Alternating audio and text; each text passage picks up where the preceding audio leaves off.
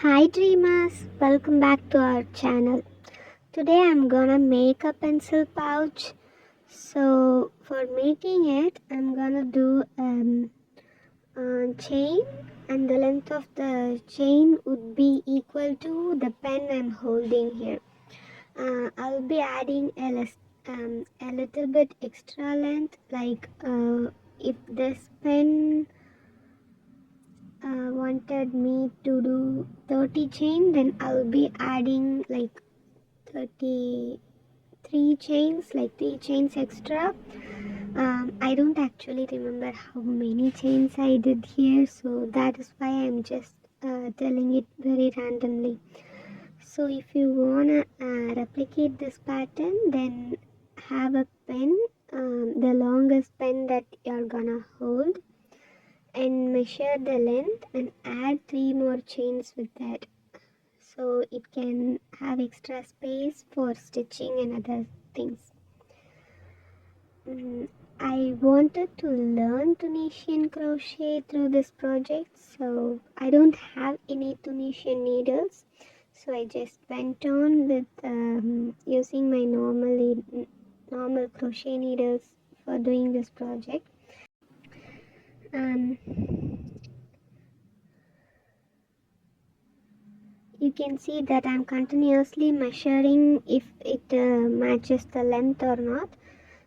So after I made the number of chains for the pen length plus 3 single crochets, plus 3 chain stitches, then I'm gonna go do my second row. I should be calling this the first row. For that, instead of completing the stitches, I would just go through each chain stitch and pull up yarn, and I won't complete the stitch. I'll be doing this for the entire row.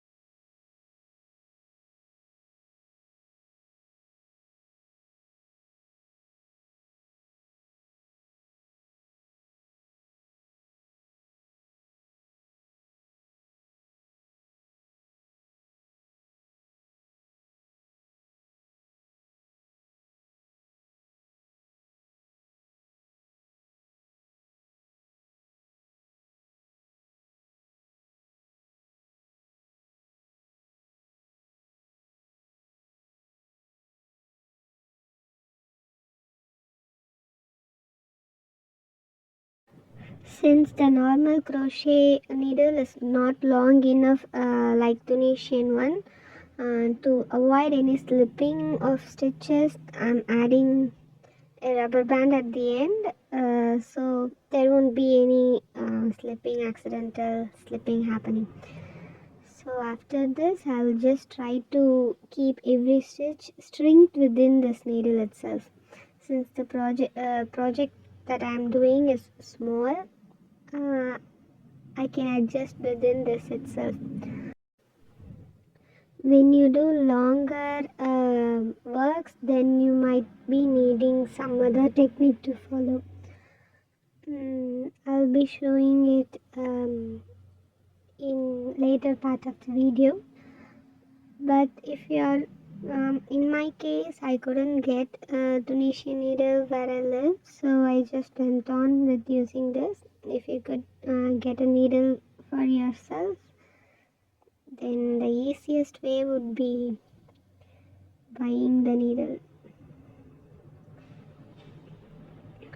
So you have to be careful at the end, because if you miss the last stitch, then your work will not look as it should.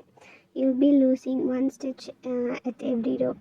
So when you reach the end, make sure you have counted every single chains that you have made. So for the next row, I'll be pulling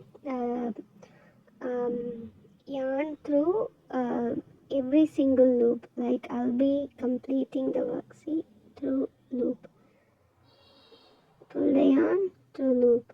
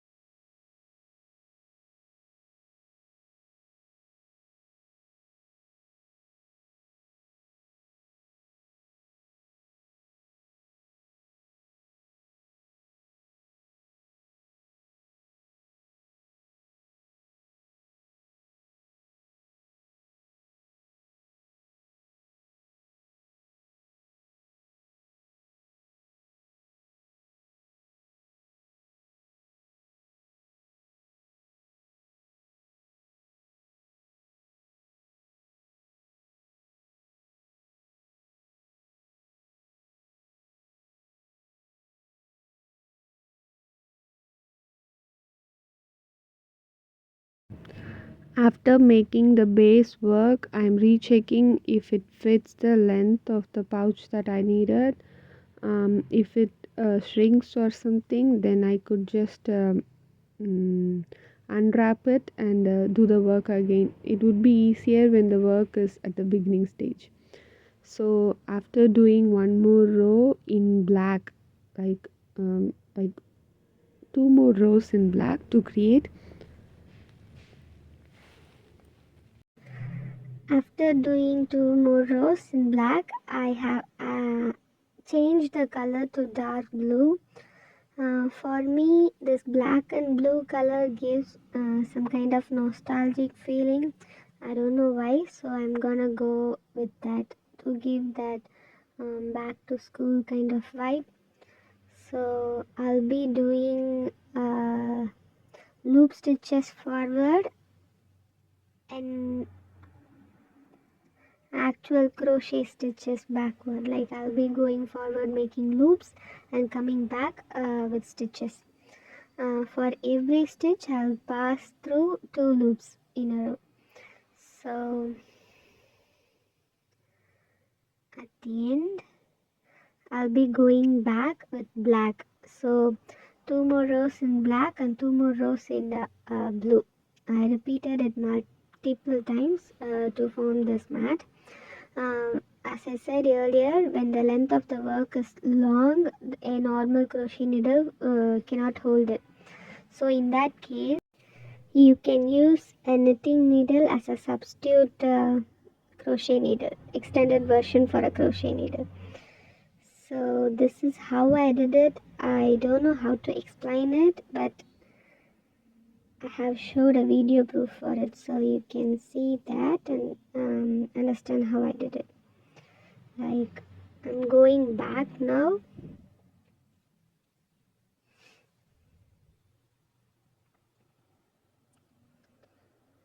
So once I reach the end of the crochet needle, I'll be releasing few more stitches and add my few more stitches from knitting needle and add those loops into the crochet needle.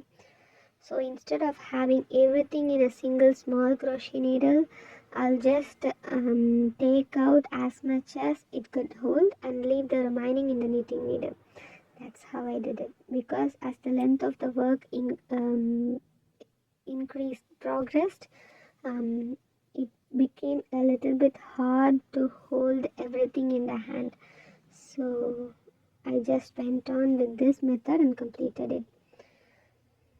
See, as you can see, the number of counts you can make from this, like the base 2 black, then 1 blue, 1 black, 1 blue, 1 black. You can pause the video here and check the number of rows that I have made. So for you to fix the size, make a folding like this. If the folding happen, then that is the right length for you to stop crocheting. So once you end, this is how I made the loops. I'll be showing another loop for you to see how I made the loops. Like this is how I did it.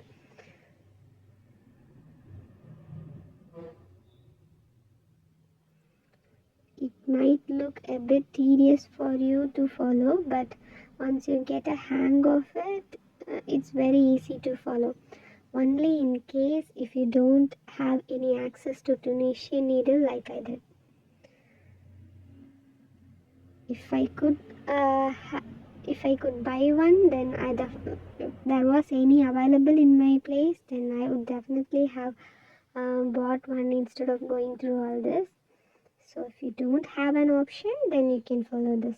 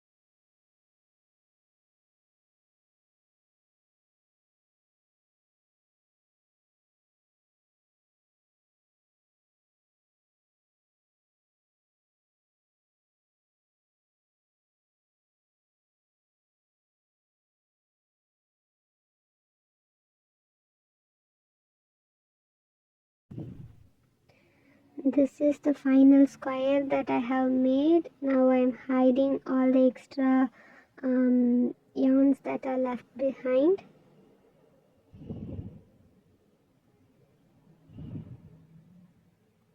I sprayed little bit of water on the surface of the yarn at this time.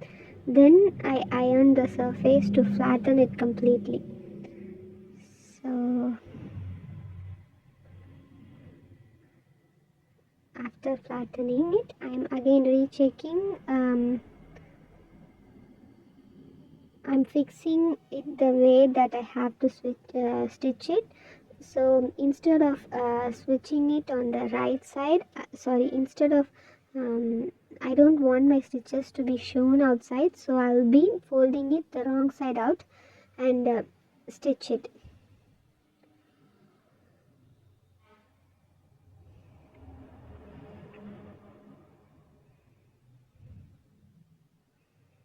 Okay, I'll be repeating it on both sides. I'm very bad at stitching, so I'm going back and forth to make it as secure as possible. So once I've completed this, I'm turning the right side out. Now you can see the finished and no zipper needed pencil pouch. So this is how it looks. As you can see, the fold should reach both the corners. That is the only way for you not to have any zipper or anything that holds the purse. In this case, see how much it can hold. A pen, a glue stick. I'm checking if anything falls out. It might look soft for you, but I really did use it while traveling and all. I don't see any spilling of any goods out of it.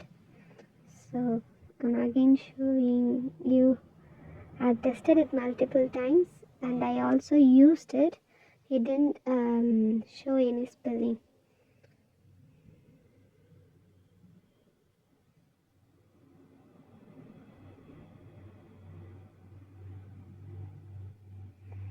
See how much it can hold.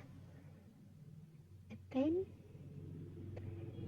another pen, another pen, another pen, and another pen.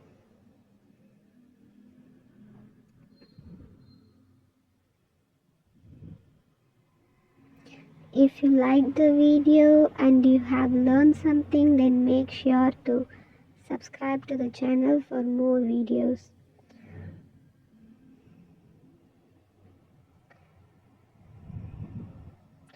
Make sure to like, share, and leave a comment in the comment section.